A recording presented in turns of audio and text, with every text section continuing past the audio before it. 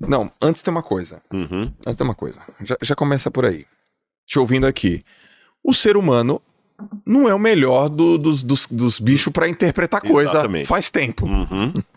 É verdade. Né? Desde milhares de anos atrás, as pessoas interpretam de uma maneira, elas colocam um filtro na interpretação, e esse filtro na interpretação mexe 1 grau o destino das coisas, que 1 ano depois foi, né, virou não sei quantos graus, né, de mudança, né, tipo aquele efeito tem a borboleta, interpretação, né? em cima da interpretação, porque você nem foi a fonte primária, Exato. mas você fica sempre reverberando na leitura que o outro fez.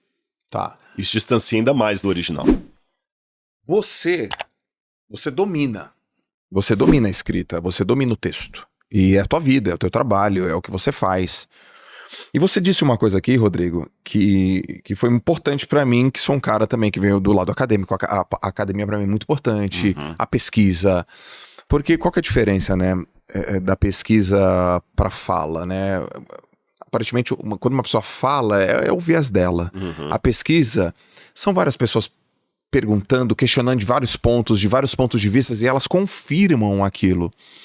E você falou uma coisa muito importante, você falou sobre a Bíblia faz muito mais sentido quando você coloca ela no contexto. E aí naquela época, naquela circunstância, naquele contexto, naquele local, naquele momento, naquele fenômeno, aquilo foi escrito. Mas isso é um olhar profundo, requintado, refinado. Como que a gente pode mostrar isso para a turma para que eles leiam e consigam capturar a palavra no contexto que foi escrita e transferir para o contexto atual? Dá para fazer essa ponte? Dá. Eu faço em 3 passos. Olha isso, professor é isso, né? Minha pergunta não foi uma pergunta simples, aqui mas ele vem com a resposta de 3 passos. 3 passos. O primeiro, eu não posso me considerar especialista em Deus. Você sabe que a teologia, ela tem uma diferença de todas as áreas acadêmicas que você mencionou. Você descreveu muito bem a academia, mas a teologia, ela tem uma forma by itself. O que eu quero dizer com isso? Você é um especializado em esportes. Você gastou sua vida estudando isso, questão de esporte e tudo mais.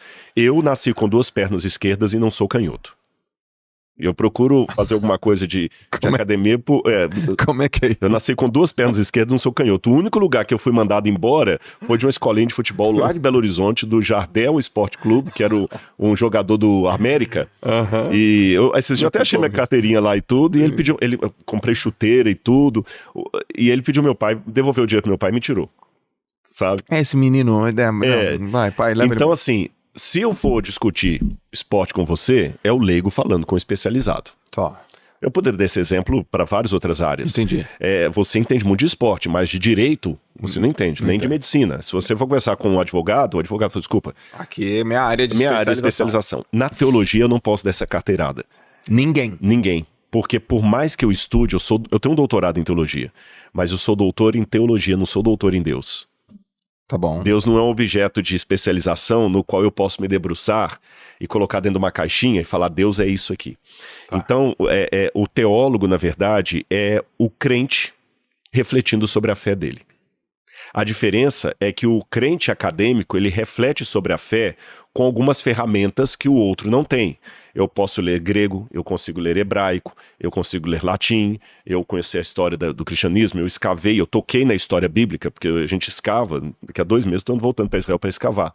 A gente escava, eu toco na terra, eu pego a cerâmica, eu analiso, eu levo para o laboratório, eu faço as referências, então eu tenho ferramentas a mais, mas não significa que eu sou mais doutor em Deus do que aquela senhorinha católica, beata, que está lá rezando. Perfeito. Você entendeu? Desculpa, senhorinha, a senhora é semi-analfabeta, eu sei mais de Deus do que a senhora, eu sou PhD em Deus, não existe isso. Segundo passo desse método. Então, primeiro eu tenho que ter essa humildade acadêmica. Eu sou teólogo, não especialista em Deus. Esse é o primeiro passo. Nisso a teologia é distinta de outras áreas. Mas isso é uma linha, a teologia, ela defende isso. Ela explica isso pro doutor em teologia ou você... Aqui já é o Rodrigo. Exato, é o Rodrigo. Há teólogos que se consideram doutores em Deus. Tá bom. Você entendeu? Não, porque isso aqui é uma... Quando você vê uma pessoa gritando, em primeiro lugar, aqui eu já saí, abrir um parênteses antes de falar dos outros 2 pontos. Quando você vê uma pessoa gritando demais, querendo ganhar no cuspe, no grito, ou no sensacionalismo, ou na depreciação do outro, aí agora, seja na teologia, seja em qualquer área, o camarada já perdeu o meu respeito acadêmico. Entendi. Sabe? Às vezes você vai ver assim, aí a única hora que dá vontade de dar uma carteirada é isso. Você fala assim, tá, meu amigo, desculpa, cadê o seu currículo Lattes? Escreveu o quê? Publicou Quantos onde? artigos você está publicando? Mas o cara vai pra... E a internet hoje, assim, virou para raio de maluco, que é o camarada vem, esse é um energúmeno, esse herege, e tudo tá errado, mas...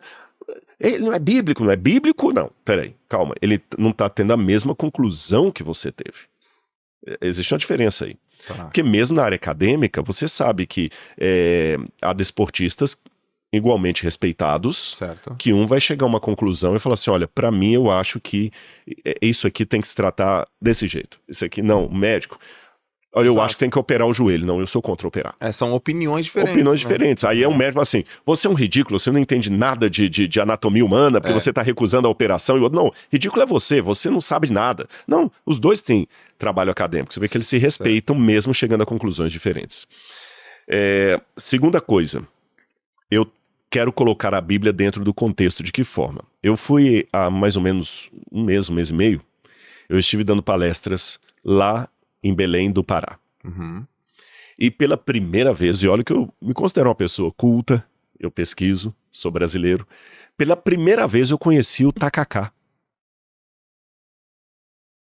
Ou seja, que é uma coisa super tradicional de Belém, e tudo eu não fazia de ideia que era o tacacá. E talvez muita gente que está assistindo agora esse podcast também continua sem saber o que é o tacacá. Tá? A única coisa que eu sabia de tacacá, a primeira vez que eu ouvi a palavra tacacá, e a única coisa que eu sabia até um mês e meio atrás, era aquele pedacinho da música da Joelma. Eu vou tomar um tacacá, de boa. Eu ouvi que aquele... eu nem sei o resto da música, mas esse pedacinho... Canta. Já pensou? Nunca tô em nenhum outro lugar.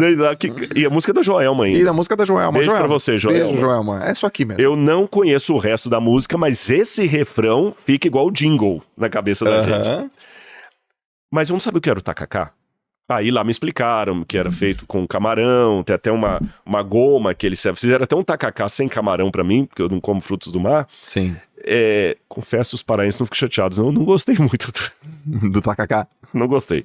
Mas amei o Pará, fui muito bem recebido pelos paraenses.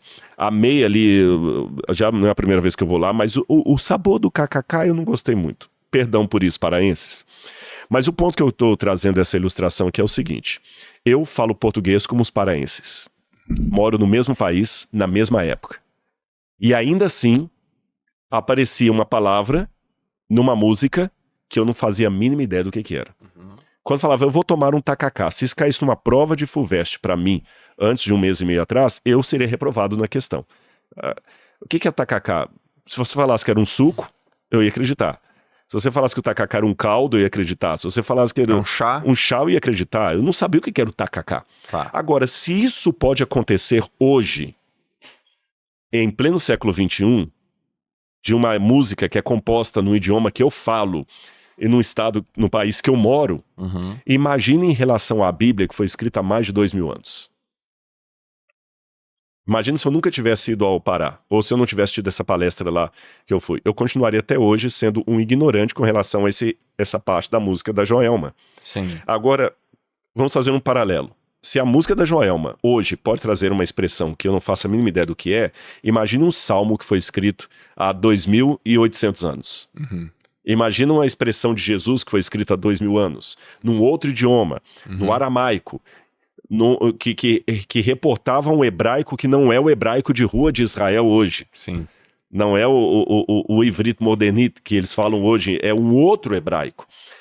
Dá para ler, mas não é a mesma coisa, como o português de Camões e o português que nós usamos hoje. Então eu tenho que colocar a Bíblia dentro do contexto, assim como eu fiz com o Pará. Agora, imaginando que muita gente não pode entrar numa linha do tempo, voltar no passado ou mesmo visitar Israel, eu trago isso para cá hoje através do Museu de Arqueologia que a gente tem aqui, através dos programas, dos livros, dos documentários ou dos grupos que eu levo também comigo para lá. Sim. E o terceiro e último elemento que eu coloco aqui é um elemento de fé. O Khalil Gibran, ele falou certa vez que a Bíblia é o livro de Deus enquanto ela está fechada. Que quando ela é aberta é o livro do protestante, o livro do ortodoxo, o livro do anglicano, o livro do católico, porque cada um lê de um jeito. Cara, muito bom isso, hein? Aí o que eu tenho que ter a convicção?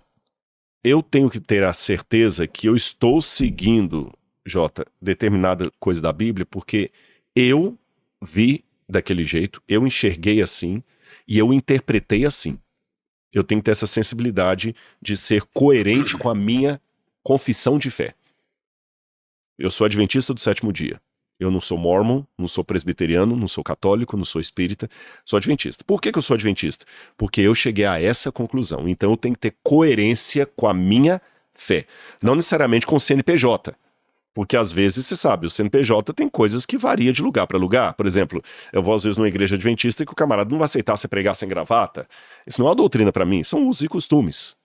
Tá compreendendo? Mas eu tô falando da confissão. É mais cara a confissão. O católico é a mesma coisa. Quando eu falo a confissão católica, é diferente dele concordar com o bispo da região dele, ele concordar com o pároco dele, ou mesmo com algumas posturas que a igreja católica tome. A mesma coisa vale para qualquer outra igreja que eu pudesse mencionar aqui. Então eu tenho que ter essa convicção, eu tenho que ser coerente com aquilo. Mas, lembrando que ninguém escapa do viés.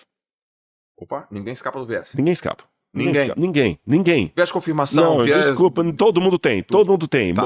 O acadêmico mais puro, quantos Emily Durkheim, desde Emily Durkheim e outros mais, os sociólogos que já queriam falar da gênese do pensamento, passando pelos existencialistas como Heidegger, Gadamer, todos mais da área da literatura, todo mundo quer encontrar o pensamento puro. Mas ninguém conseguiu hoje. Até a crítica da razão pura de Kant, ela é justamente isso. Todo mundo tem uma predisposição, uma cosmovisão. Ninguém escapa da sua cosmovisão. Muito bom isso aí. Então, como é que eu posso chegar à conclusão que o católico que está lendo a mesma Bíblia que eu, mas está compreendendo de uma maneira diferente de mim, ele é menos sincero a Deus do que eu? Se você perguntar assim, Rodrigo, tá, pelo que você lê, o católico está certo ou ele está errado? Porque na Bíblia está escrito isso aqui. Mas do lado dele, com a sinceridade dele, ele vai falar assim, não, desculpa, eu também sou... Eu tive professores padres, eu fiz meu mestrado e doutorado na Universidade Católica. Tá. O João Batista Libani foi meu orientador, um brilhante intelectual. Vou falar que ele não entende de Bíblia? O homem sabia falar grego, sabia ler latim, como vários outros lá, Johann Konings. Vou falar que esse pessoal não sabe Bíblia? São os energúmenos, são os idiotas, como muitos apologetas da internet ficam xingando? E não. Vou falar que ele não era sincero a Deus quando ele deixou tudo para ser um padre? Agora, como é que eu concilio isso para não cair numa relativização da verdade, que tudo vale? Eu entendo assim, Senhor, a sua igreja é maior do que a igreja que eu frequento. Okay. É a igreja que eu frequento, por isso eu estou nela, mas ela é maior do que a igreja que eu frequento. E o céu cabe àqueles que concordam comigo e àqueles que discordam de mim. A única coisa que vai diferenciar os seres humanos entre salvos e perdidos é a maneira como essa pessoa está lidando com a voz do Espírito Santo dentro dela. Só Deus conhece. Tem uma parábola que Jesus contou, a parábola do joio e do trigo, que são duas ervas que crescem, né? O joio não presta para nada, ele é oco, e o trigo faz o pão. Certo. Mas na agricultura os dois são iguaizinhos. A diferença é que você vai fazer assim com o trigo, é só com o trigo tem grão. Com o joio é só palha. Jesus fala na parábola dele que os trabalhadores pediram ao Senhor, Senhor, o senhor quer que a gente arranque o joio? Ele falou assim, não, que vocês podem arrancar o trigo juntos. Deixe que cresçam até o dia da colheita. E depois ele explica, os trabalhadores são os anjos. O dia da colheita é o juízo final. Em outras palavras, nem os anjos têm a capacidade de colher quem é joio, quem é trigo, antes do tempo. Certo. Só Deus que sabe. Então eu continuo convicto na minha sinceridade, mas sabendo que Deus é que julga o coração das pessoas. A única coisa, agora para também não ficar assim às cegas, há coisas que eu tenho que denunciar. E Jesus deixou o critério. Qual que é o critério? Amar a Deus sobre todas as coisas e ao próximo como a nós mesmos. Se alguém está tratando você, que é uma um filho de Deus, criado por Deus, criado à imagem e semelhança de Deus. Essa imagem foi perdida por causa do pecado, mas nós podemos recuperar pela graça de Cristo. Em outras palavras, você foi feito por Deus. Então imagina, eu cheguei aqui, pessoal, como eu falei, eu fui tão bem recebido aqui no podcast, pessoal, tava todo mundo me esperando ali na porta, fizeram uma surpresa para mim que me emocionou muito. Tudo isso aqui é criação de vocês. Agora imagina que eu chego aqui pondo defeito, falo assim, que vídeo ridículo que vocês fizeram. Sim. Não, para com isso, eu não quero ser recebido por ninguém não, vamos direto lá porque eu quero gravar, porque eu quero ir embora logo. Você tá... Escuta, não tinha outro copo pra me dar essa água aqui não? Nossa, que tela feia aqui, que lugar feio. Nossa, ridículo essa xícara sua aí e tudo mais. Então, a hora que você vai gentilmente levantar e falar assim, Rodrigo, muito obrigado, vamos encerrar aqui o nosso bate-papo. Que decepção com você, obrigado, pode ir embora. Nem vai pro ar esse... Por quê? Porque a partir do momento que eu tô detonando com tudo o que você bolou, Sim. eu estou criticando você, eu estou desrespeitando você.